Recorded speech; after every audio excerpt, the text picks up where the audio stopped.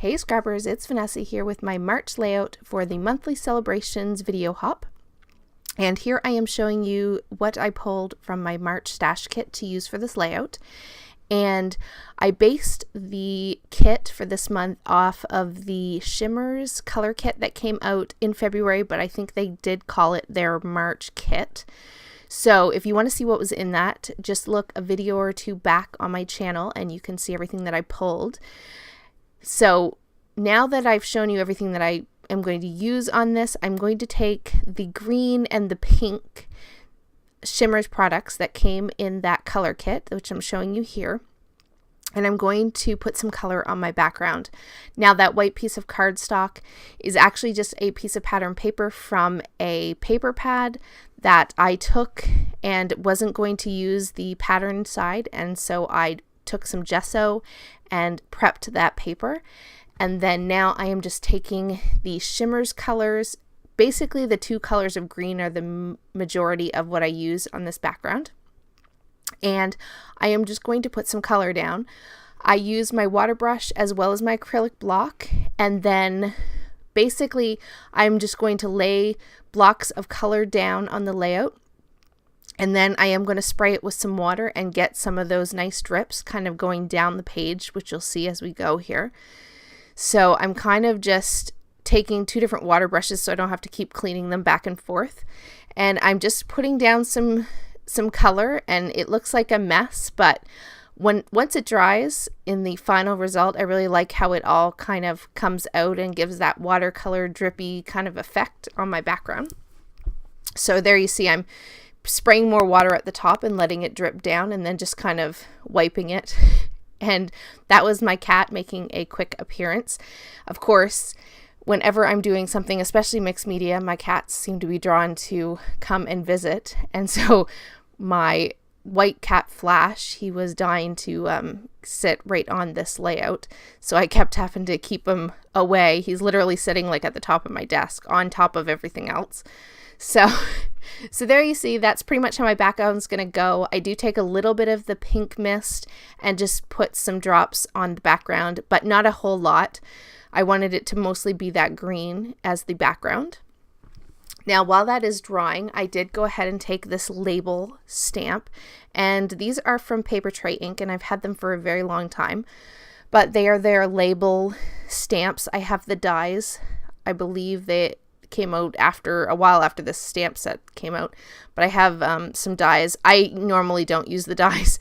I seem to just hand cut them because it takes too much time to die cut them half the time. And I knew I wanted to put my journaling on one of these labels, but I wasn't sure what color I wanted it to be. I knew I wanted it to be pink, and I tried a couple of different Stampin' Up colors, but ultimately I ended up liking this one here, and this is the bubblegum color, I believe, from Hero Arts. And I ultimately like the color pink that one comes out. It matches the paper that I'm using the best. And so there, I have finished doing that, and I will fussy cut that off screen.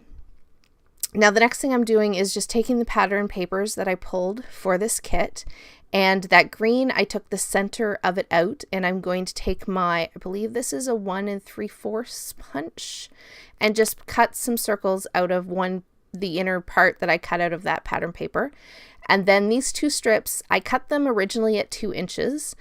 And I know they're going to layer up on top of each other, but just to add a little bit of interest, I am taking that pink one and I'm just using my little scallop pink punch and putting a little interest to the edge of that one. That is a pretty old punch, but it's one of my favorites. And so you'll see here, once I had that done and I put it with the green, I decided that the strips at 2 inches were just a little too big. So I just cut them down to about 1 inch, which is what I'm doing here. And so those are actually going to go at the top of the page ultimately. And the other thing I do is I actually end up gluing these together, just sort of tacking them down, because I do plan to put some machine stitching on this piece, but I end up taking the green back part off and just putting the stitch on the pink, and that was due to the fact that I needed to do a slightly larger strip of green. So I did that off camera, but that's ultimately what that ends up looking like. Now here I am taking this little banner. I believe it was from an old Maggie Holmes collection, and I think it said something like very ladylike or something like that, which wasn't going to really fit with the photo that I'm using. So I wanted to be able to use the sort of award shape or ribbon kind of shape that it was.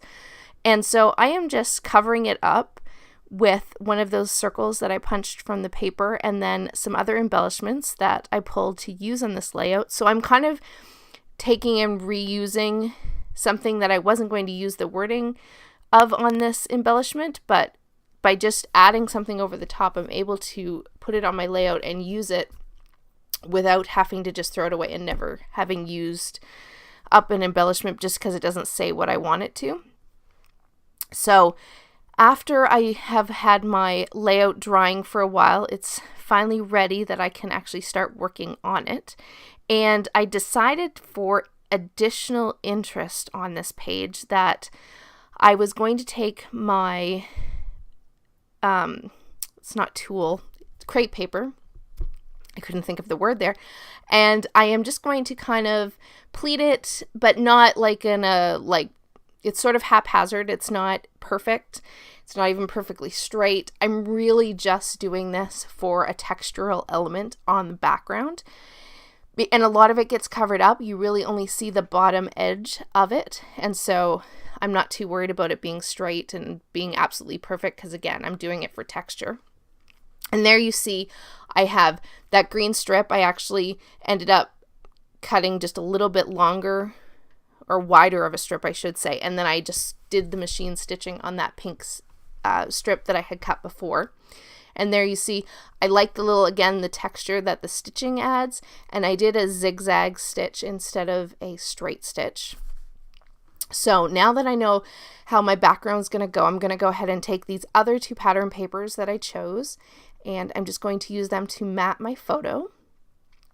And the photo that I am using today is of my puppy, and her name is Gidget. And this in March for our family, we have a couple of birthdays, and Gidget's is one of them.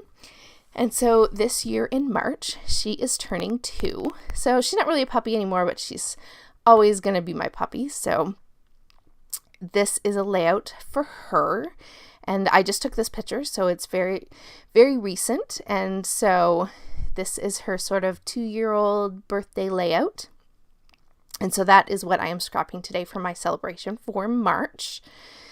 And so I decided to echo the same treatment that I did at the top of the layout on the mat for my photo as well.